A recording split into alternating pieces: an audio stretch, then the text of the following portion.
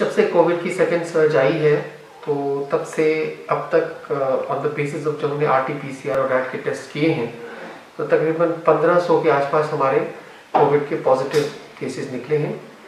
और उसमें से अभी तक कल तक की जो डिटेल हमारे पास अवेलेबल है 930 हमारे पास एक्टिव कोविड पॉजिटिव केसेस हैं। काफ़ी खुशाइन बात यह है कि बहुत सारे मोर देन 700 to 800 केसेस जो हैं उसमें हमारी रिकवरी भी हुई है। अनफॉर्चुनेटली अभी तक हमारी जो टोटल डेथ्स हैं वो 24 हैं और इस कोरोना कर्फ्यू की वजह से जो हमारे केसेस में सर्ज आई थी वो काफ़ी हद तक टूटी है। बात है हमारे पास 702 ऑक्सीजन सिलेंडर्स जो है पूरे डिस्ट्रिक्ट में अवेलेबल है।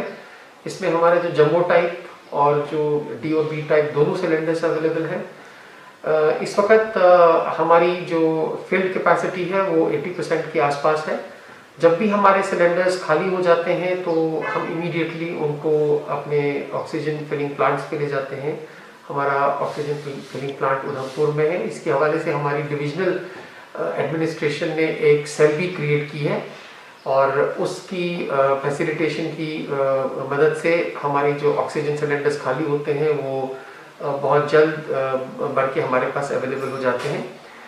पिछले कुछ दिनों में जब से ये सर्ज आई है हमारी जो ऑक्सीजन की यूटिलाइजेशन है, कंजम्पशन जो है वो थोड़ी बढ़ी है।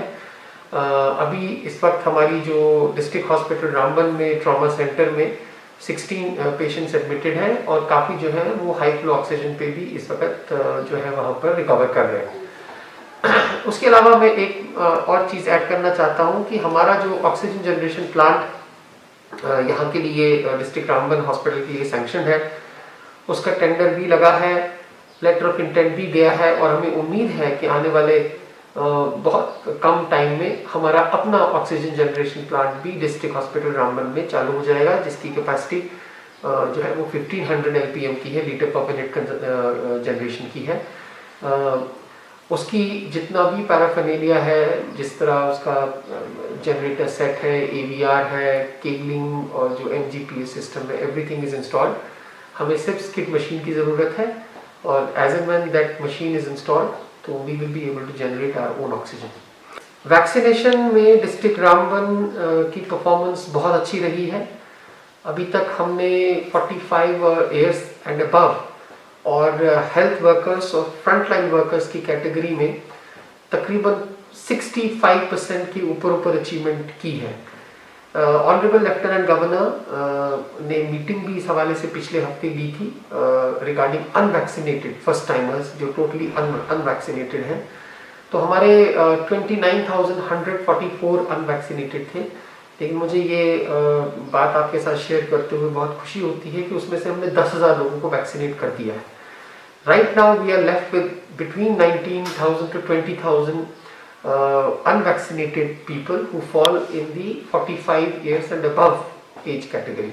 तो हमें उम्मीद है कि बहुत जल्द आने वाले टाइम में हम इन लोगों को भी फर्स्ट डोज वैक्सीनेशन का एडमिनिस्टर करेंगे और बाय दैट टाइम हमारे काफ़ी जो लोग हैं जो एज अप्रोप्रिएट कैटेगरी में सेकेंड डोज के लिए अवेलेबल हो जाएंगे तो उनकी भी वैक्सीनेशन करेंगे। उसके अलावा जहाँ तक टेस्टिंग का ताल्लुक है तब तक हमें अपने इन्फेक्शन की एक्चुअल स्प्रेड का पता नहीं चलेगा जब तक हम RT-PCR और रैट की टेस्टिंग जो है उसको इंक्रीज या एनहेंस ना करें। तो जैसा कि आपको पता है कि रामबन का जो डिस्ट्रिक्ट है it exists between 2 tunnels, Chauha tunnel and the Nashri tunnel. हमारी 2 परमानेंट जो है सैम्पलिंग साइट्स वहाँ पर हैं जहाँ पर हम रैंडम टेस्टिंग जो है वो करते हैं। हमने JT, नाशरी और रेलवे स्टेशन पे तकरीबन 30,000 के आसपास टेस्ट किए हैं और उससे हमें रैट पॉजिटिविटी का भी काफ़ी हद तक पता चला है और काफ़ी रैट पॉजिटिव डिक्लेयर भी हुए हैं। और इसके अलावा हमारे जो रूरल स्प्रेड हुआ है उसको कंट्रोल करने के लिए हमने रूरल एरियाज़ में भी टेस्टिंग की है। नेशनल प्रोजेक्ट्स के होने की वजह से बहुत सारे कंस्ट्रक्शन वर्कर्स बाहर से भी आते हैं, उनकी भी रेगुलर टेस्टिंग होती है। पिछले कुछ दिनों में कंस्ट्रक्शन वर्कर्स की टेस्टिंग में काफ़ी पॉजिटिव केसेस भी निकले हैं और उनको हमने सेल्फ आइसोलेशन में रखा हुआ है। हमारी कोशिश है कि ज़्यादा से ज़्यादा टेस्टिंग करें। ऑन एन एवरेज हम 1000 से लेकर 1200 तक के जो है RT-PCR और रैट टेस्ट डेली बेसिस पे करते हैं, और ऑलमोस्ट एवरी डे हम अपना 200 का जो टारगेट है RT-PCR का वो एक्सीड करते हैं।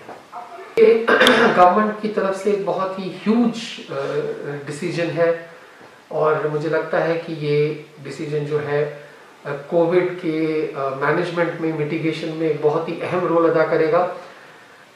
5 बेडेड कोविड केयर सेंटर की जो फैसिलिटी विद ऑक्सीजन सिलेंडर्स अगर एक पंचायत लेवल पर ही मिल जाएंगे, तो इससे उस पेशेंट को अगर मॉडरेट टू सिवियर सिम्टम्स है और उसे एक दूर दराज इलाके में ना शिफ्ट किए बगैर अगर उसे वही फैसिलिटी जो है उसके पंचायत में मिलेगी, तो ये एक बहुत ही जो है बेहतरीन डिसीजन है। इसको इम्प्लीमेंट करने के लिए आज मॉर्निंग में मैंने इमीडिएट एक मीटिंग भी ली, जिसमें हमारे चीफ प्लानिंग ऑफिसर और इसमें हमारे चीफ मेडिकल ऑफिसर, इसमें हमारे डिस्ट्रिक्ट पंचायत ऑफिसर, वो सारे आए। इसको हमने स्ट्रेटेजाइज किया। जैसा कि आपको पता है कि रामबन डिस्ट्रिक्ट में 143 पंचायत हैं, तो we are looking towards setting up of 143 5-bedded COVID care centers. As per the circular guidelines issued by the finance department, तो हमने उसका एक खाका खींचा है, और आने वाले 1-2 दिन के अंदर अंदर हम सारी वो जगहें पंचायत में आइडेंटिफाई करेंगे जहाँ पर हमारी ये 5-bedded जो कोविड केयर सेंटर फैसिलिटी जो है वो अवेलेबल होगी। जैसा कि आपको पता है कि इसकी जो फंडिंग है वो हमारी एरिया डेवलपमेंट फंड्स की ग्रांट में से आएगा, और कम से कम 1 लाख रुपए का खर्चा इस पर होगा। और मैंने CMO साहब को और DPO को डायरेक्शंस दी हैं कि वो सब डिविजनल एडमिनिस्ट्रेशन के साथ मिलकर बहुत जल्द से जल्द ये 143 साइट्स को हर पंचायत में आइडेंटिफाई करें, ताकि हम ये कोविड केयर फैसिलिटी वहाँ पर ही क्रिएट करें। सो टैक्टिकली अगर आप देखें तो we are looking towards an additional bed capacity of 750 in district Ramban if you compare 143 and multiply it by 5, so हम कोई 700-750 बेड्स के आसपास की फैसिलिटी की तरफ देख रहे हैं। मैं तमाम मीडिया पर्सन्स की माध्यम से लोगों को ये अपील करना चाहता हूँ कि कोविड में सेल्फ मेडिकेशन ना करें और ना ही सेल्फ डिनाइल में रहें। अगर आपको कोविड रिलेटेड या कोविड टाइप सिम्टम्स हैं, जैसा कि आपको लग रहा है कि आपको बुखार है या आपको कफ हो रहा है या थकावट वगैरह का आपको एहसास है, तो आप खुद दुकान पे जाते हैं और मुख्तलिफ किस्म की दवाइयाँ खरीदते हैं, खुद एक्सपेरिमेंट करते हैं, और जो सेल्फ डिनाइल होता है और रैट टेस्टिंग से जो है आप बचने की कोशिश करते हैं, इससे फ़ायदे के बदले उल्टा नुकसान होगा। तो इस प्रैक्टिस को डिस्करेज करने के लिए आज as the chairperson of the district disaster management authority मैंने एक ऑर्डर भी इशू किया है, जिसमें मैंने रिस्ट्रिक्शंस लगा दी हैं on sale of any medicines unless they are prescribed by the general medical practitioner। तो उसका रिकॉर्ड एक फॉर्मेट पे तमाम केमिस्ट्स को मेंटेन करना पड़ेगा, ताकि हम ये जो एक एब्रप्ट होलसेल सेल जो हो रही है ऐसी मेडिसिन्स की, जिसकी वजह से लोग जो है वो सेल्फ ट्रीटमेंट कर रहे हैं और अपना नुकसान कर रहे हैं, तो इसके लिए जो रेलेवेंट ऑर्डर्स हमें इशू करने थे as DDMA, those orders stand issued. मुझे ये आपके साथ शेयर करते हुए बहुत खुशी हो रही है कि जिस दिन ऑनरेबल लेफ्टिनेंट गवर्नर ने और गवर्नमेंट ने ये डिसीजन लिया कि हम कंस्ट्रक्शन वर्कर्स को और बाकी दूसरे स्टेक होल्डर्स को जिनका कोविड की वजह से लाइवलीहुड पे जो इम्पैक्ट हुआ है, उसके लिए गवर्नमेंट ने जो फाइनेंशियल असिस्टेंस दी थी, उसके 1-2 दिन के बाद ही वी वेर सो प्राउड कि हमारा जो है 1,65,00,000 का बिल जो है हमने वो जो डायरेक्ट DBT ट्रांसफर कर दिया against active labour card holders.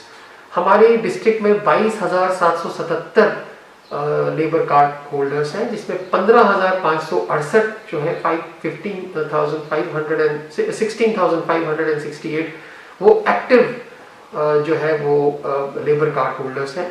तो उनके अकाउंट में जो पहली किश्त है 1,000 रुपये की वो DBT हो चुकी है। आज मेरी सुबह असिस्टेंट लेबर कमिश्नर से भी मीटिंग हुई और मुझे ये कहते हुए खुशी होती है कि उसमें 300 और ऐड हुए हैं जिनके लेबर कार्ड्स रिन्यू हुए हैं and they have also become eligible for this government financial assistance. तो वो इनके अकाउंट में बहुत जल्दी ट्रांसफ़र हो जाएंगे। तो कंस्ट्रक्शन वर्कर्स के साथ साथ मैंने अपने हैंडीक्राफ्ट और हैंडलूम के असिस्टेंट डायरेक्टर के साथ भी जो है वो बात की है, क्योंकि उनके भी जो हमारे आर्टिजन कम्युनिटी वाले हैं, they are also eligible for financial assistance, तो उनका भी हम बहुत जल्दी ऐसा ही डिसीजन लेंगे। आपको पता है कि पहले हमने नाइट कर्फ्यू लगाया था और उसके बाद जब कोविड का स्प्रेड थोड़ा और ज़्यादा हुआ तो उसकी ट्रांसमिशन चेन को तोड़ने के लिए हमने कोरोना कर्फ्यू लगाया और उसके बाद सब्सिक्वेंटली उसे एक्सटेंड भी किया गया। इससे जाहिर है लोगों की मूवमेंट में, ख़ास तौर से इमरजेंसीज को टैकल करने में प्रॉब्लम्स आती हैं, लेकिन हमने एक बहुत ही अच्छा एक सिस्टम हमारे डिस्ट्रिक्ट एडमिनिस्ट्रेशन ने इस्टेब्लिश किया है, जिसमें हमारे जो असिस्टेंट कमिश्नर रेवेन्यू है उससे हमने curfew pass issuing authority designate किया है। और बहुत सारे लोग जो हैं जो एसेंशियल सर्विसेज सेक्टर से ताल्लुक़ रखते हैं, जिसमें हमारे गवर्नमेंट एम्प्लॉइज़ हैं, हमारी बहुत सारे दूसरे सेक्टर्स हैं, प्री शेड्यूल्ड मैरिजेज हैं, उनको फैसिलिटेट करने के लिए हम कर्फ्यू पासेस इशू करते हैं। उसके अलावा जहाँ तक आपने बताया कि लोगों को प्रॉब्लम्स हो रही हैं, जो दूर दराज इलाके के लोग हैं उनको फैसिलिटेट करने के लिए हमने ई पासेस की सर्विस भी शुरू की है, subject to the completion of certain formalities. कल तक हमें तकरीबन कोई 250 के आसपास एप्लीकेशंस रिसीव हुई थी और उसमें से बेशतर एप्लीकेशंस हमने डिस्पोज ऑफ की हैं, either with the approval to the issue of the curfew pass or with the advice to kindly fill up the required formalities which will enable us to issue the curfew pass। एक चीज मैं और add करना चाहता हूँ कि हमारा curfew pass inter district है। सो फार एज इंटर डिवीजन का जो कर्फ्यू पास है उसकी कॉम्पिटेंस, उसकी अथॉरिटी जो है वो डिविजनल कमिश्नर ऑफिस में है।